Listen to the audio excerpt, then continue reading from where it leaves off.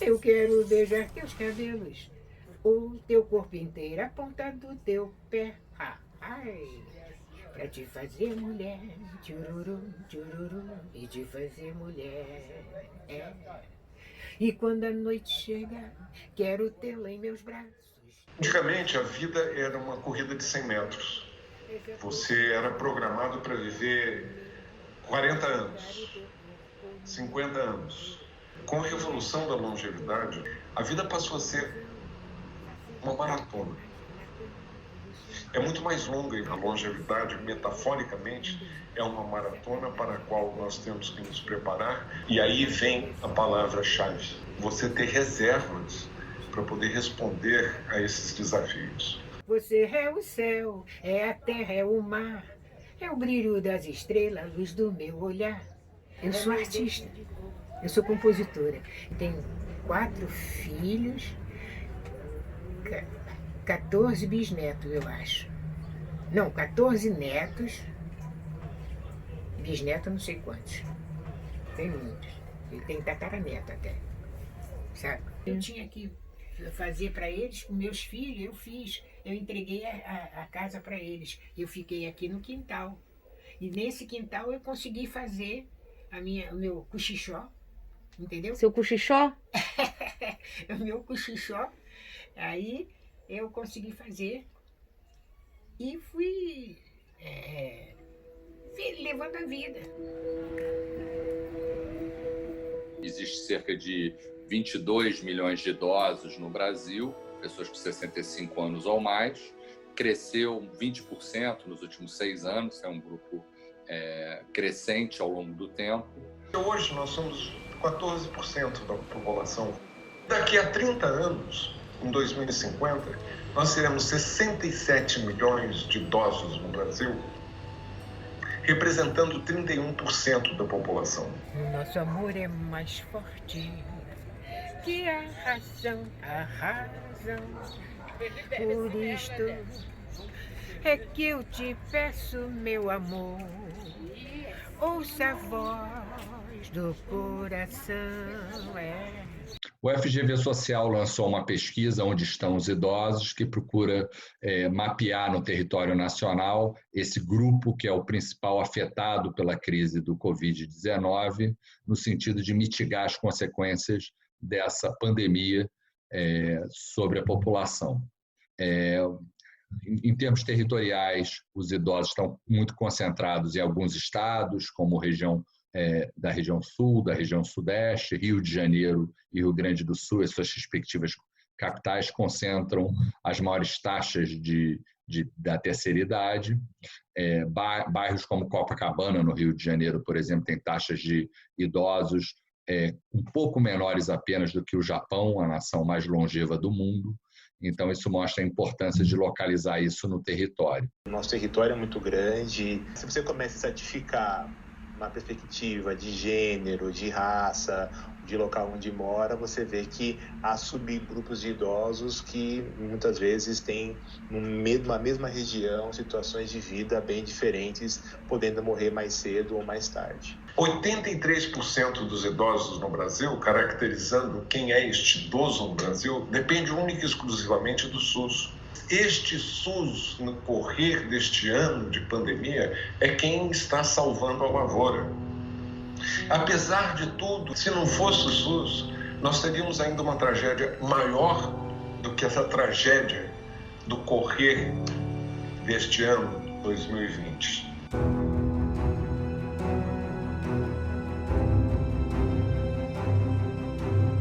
A pandemia pega o Brasil num momento que a população de idosos é grande, crescente, mas se fosse daqui a 50 anos ou 30 anos, o problema seria ainda mais relevante. Eu nunca pensei em enfrentar esse negócio de pandemia, que eu não sei nem o que era. Agora que eu fiquei sabendo que é coisa ruim. A gente já consegue dimensionar o impacto dessa pandemia na população idosa do Brasil ou ainda é muito cedo para a gente fazer alguma análise? Para mim, nessa perspectiva que eu faço, o que a pandemia mostrou é que, pensando no nível ali mais individual, um país que não exerce tanto a empatia, que é o se colocar no lugar do outro. Então, é muito simples pensar que a pandemia vai passar e um grupo de idosos vai morrer e tudo vai acabar, sem fazer isso de empatia. Quem é essa pessoa idosa? A gente fala muito do vírus, mas falamos muito pouco de tudo que esse momento, essa pandemia provocou, que não está associado ao vírus. Porque a saúde física e a saúde mental dos nossos velhos está sendo muito afetada. Então é isso que nós temos que pensar. Como nós podemos cuidar dos nossos velhos? Não apenas hoje, durante essa pandemia, mas amanhã também.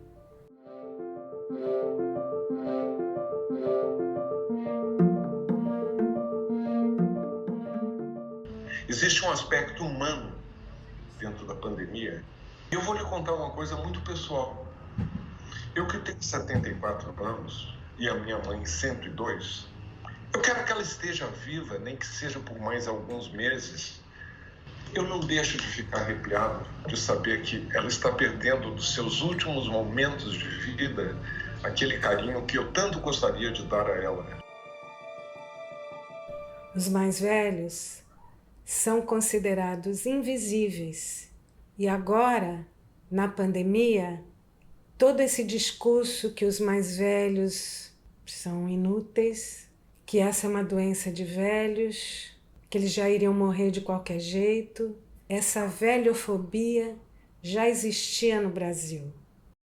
Essa pandemia tá maltratando a gente, que é velho.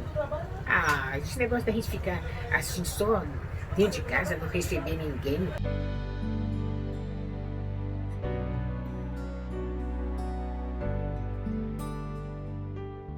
Meu nome é Tabajara Silvana da Cruz. Eu tenho 71 anos, sou nascida em Belo Horizonte, eu sou do grupo de risco por causa da minha idade, então é melhor eu respeitar, obedecer e ficar quietinha aqui.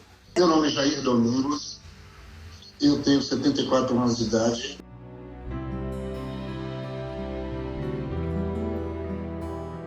Não dá para sair, não dá para fazer as coisas, fazer o quê? Nós ficamos em casa mesmo.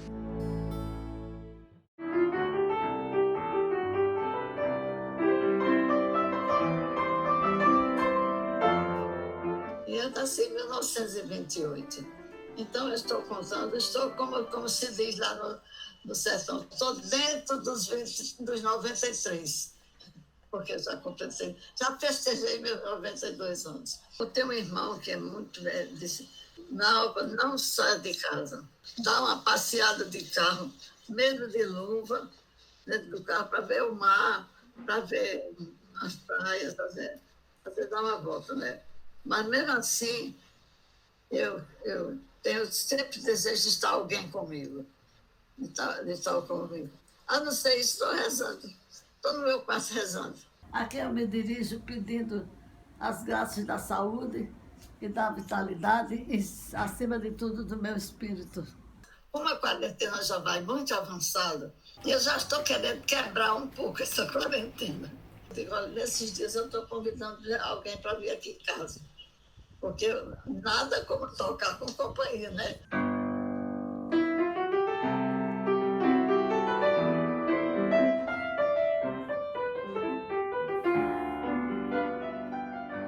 O grupo de idosos é o grupo especialmente vulnerável à pandemia. 72% dos óbitos no início da pandemia eram de pessoas idosas.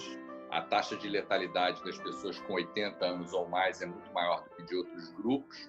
Por exemplo, 13 vezes maiores do que o de 50 a 59 ou 75 vezes maior do que o grupo de 10 a 19 anos. Nós temos, indubitavelmente, uma resposta imunológica, à medida em que envelhecemos, mais débil, mais fraca do que uma pessoa que tenha 30 anos e que não tenha comorbidade. É a envelhecência do sistema imunológico. Mas o mais importante é saber se nós temos ou não comorbidades, que nos enfraquece, que enfraquece a nossa resposta, a capacidade de responder. Faz parte da vida envelhecer. E cada dia que passa, nós já sentimos que o peso das coisas, a lentidão, vai chegando a lentidão para andar, as coisas demoram mais para ser feitas. Quando hoje se fala do idoso vulnerável, eu prefiro dizer que ele está em vulnerabilidade, porque, veja, se você tem um idoso que consegue chegar, ao que nós consideramos de envelhecimento, que são os 60 anos, mas se ele chega cheio de saúde, ele não está exposto aos riscos da Covid da mesma forma que uma pessoa idosa que não tem uma boa condição de saúde. Caminhar sempre eu caminhei. Ultimamente é que eu estou fazendo mais em casa, os meus exercícios. E também eu acho que é importante ocupar a mente.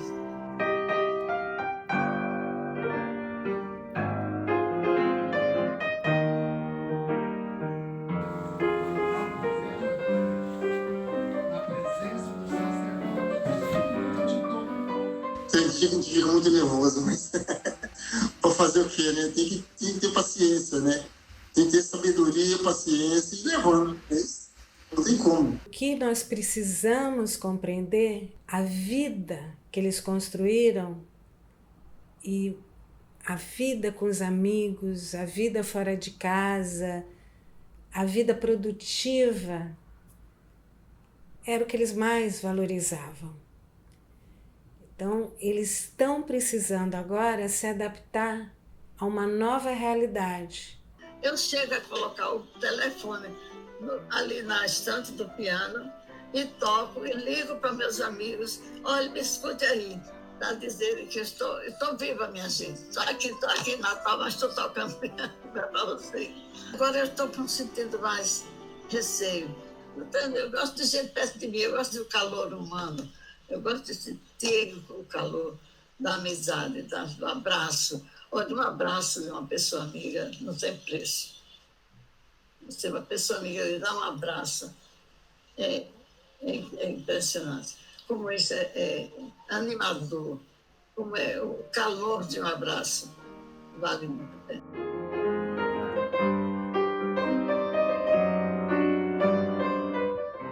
A novidade são as lives. Tem sido um sucesso e uma alegria para mim, porque é um estímulo para eu me arrumar, para eu me produzir. É uma coisa saudável e construtiva.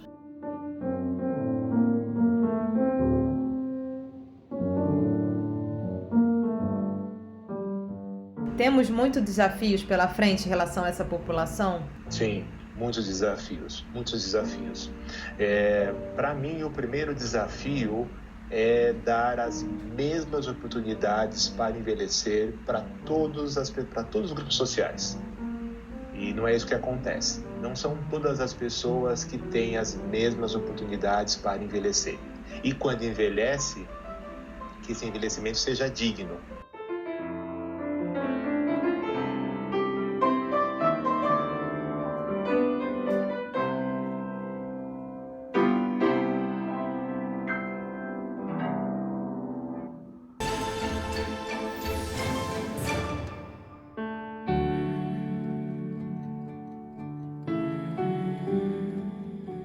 Meu nome é Amédia Miranda Farias, moro no bairro Lagoa, região de Venda Nova, Belo Horizonte.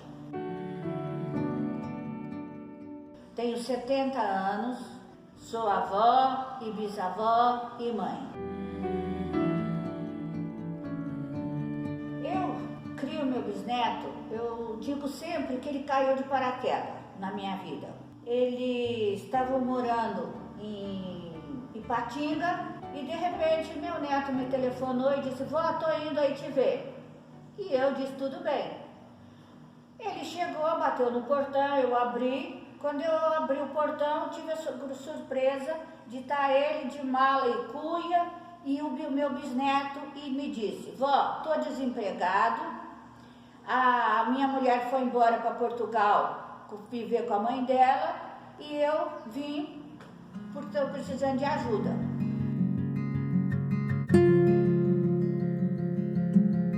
O meu nome é David L. Eu tenho 63 anos. Eu moro no Recreio, no Rio de Janeiro.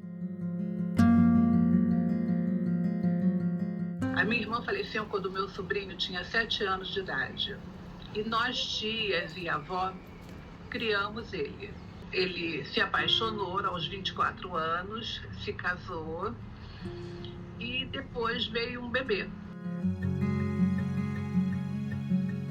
Quando o Benjamin nasceu, os pais tinham emprego.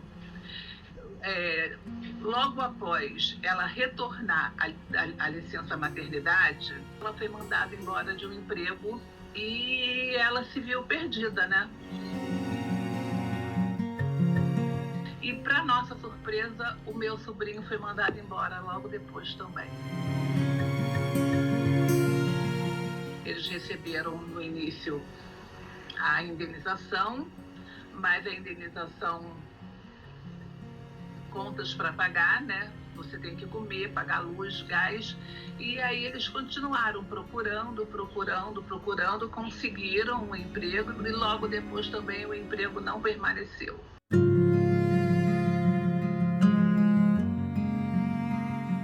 Eles ficaram desempregados na pandemia e só agora o meu sobrinho conseguiu um emprego num supermercado. Ele começou há pouco tempo, ainda não teve tempo de se estruturar, tem muito pouco tempo e ela continua desempregada.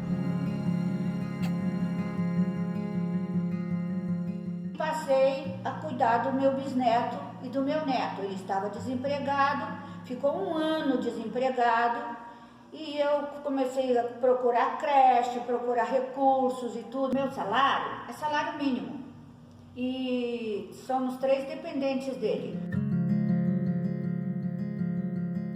A proporção de idosos que é chefe de domicílios é 2 vezes maior do que a do conjunto da população. Ou seja, os idosos são muito arrimos de família.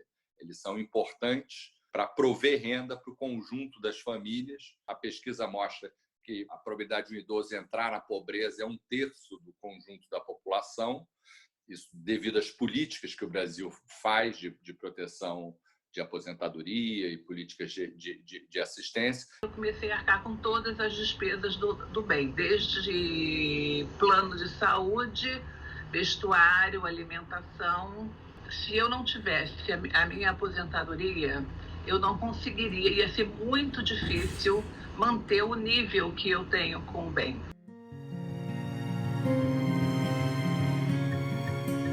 Os lares onde há um idoso estão muito mais protegidos da miséria, da pobreza, porque é aquela aposentadoria, aquela pensão que traz comida para os netos, o remédio para o filho, que traz um teto sobre a cabeça, que pode fazer com que aquela casa não se desmonte. Com a Covid, isso fica mais exacerbado, porque se nós não valorizamos a vida dos idosos, nós estamos condenando não só aquele idoso à morte, mas estamos condenando à pobreza, se não à miséria, a sua própria família.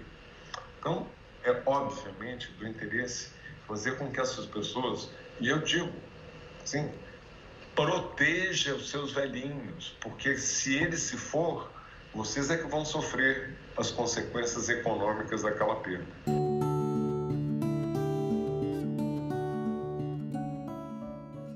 Sem dúvida, essa pandemia ela coloca muita coisa em xeque. A gente está vendo que os idosos são um grupo que a gente precisa ter muito cuidado com eles.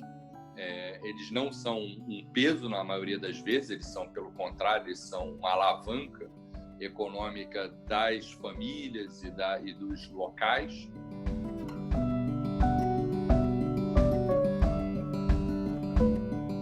Então, a gente tem que nos habituarmos não só com os cuidados, vamos dizer, práticos com a terceira idade, mas também com essa própria questão de conhecimento. Esse novo mundo de internet, etc., que se torna ainda mais importante na época de pandemia, é um mundo novo. Então, é preciso trazer os idosos para o século XXI, para eles terem a plena capacidade de exercer não só a cidadania, a vida, mas a sua própria potencial de trabalho. Sejam bem-vindos. Sapato.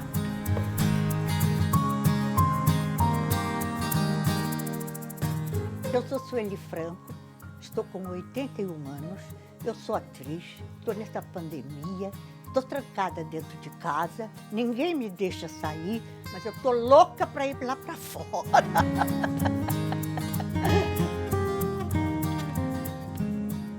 Eu tenho uma coisa para contar que você não sabe.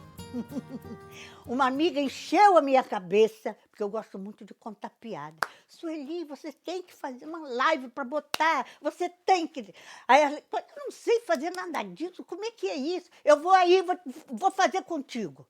Ela chegou aqui, aí eu comecei, cada dia vai uma piada. Agora eu tenho um perfil no Instagram. Então, se vocês quiserem falar comigo, @SueliFrancoOficial. Estamos esperando para conversar, tá? É ela que faz tudo, não sou eu. E quando tem alguma outra coisa para fazer, que eles pedem para fazer, para aparecer, é meu filho que faz. Mas a tecnologia tem ajudado, né? Para os outros é bom, porque eu chego, faz para mim.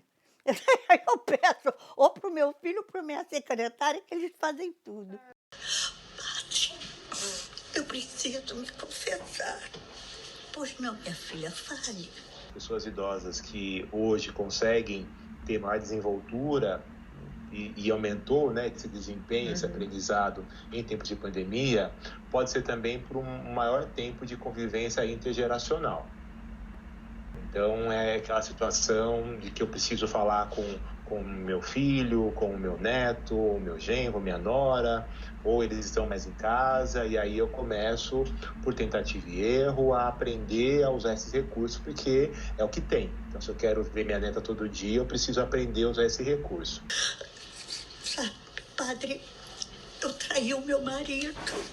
Muitos acreditam que os idosos são incapazes de usar a tecnologia, que não sabem se conectar, que não é verdade. Eu pesquiso pessoas de mais de 90 anos que usam perfeitamente o celular, a internet, aqueles que têm interesse por isso, e outros não. Não porque são idosos, mas porque não gostam, o que não significa que eles estão isolados, porque eles podem se comunicar com as pessoas que eles amam por telefone, como sempre fizeram antes da pandemia.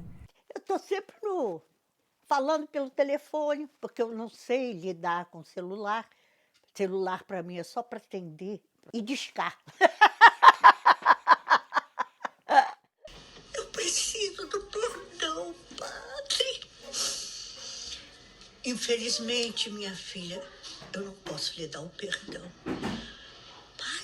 Assustou essa pandemia? Assusta ainda em algum momento ou não? Claro. Eu não tenho medo de morrer. Eu tenho medo de ficar numa cama, para mim, isso é a morte. Tem como a gente tirar algum ensinamento dessa pandemia? Eu acho que vai ter. Vamos aprender muito com isso. A como lidar com as pessoas, o que a gente sente falta, o que a gente não sente, o que a gente precisa melhorar. A gente pode sair daqui com a certeza de que não há pandemia que acabe com esse humor, com esse sorriso, com essa alegria de viver. Ficar triste é uma tristeza.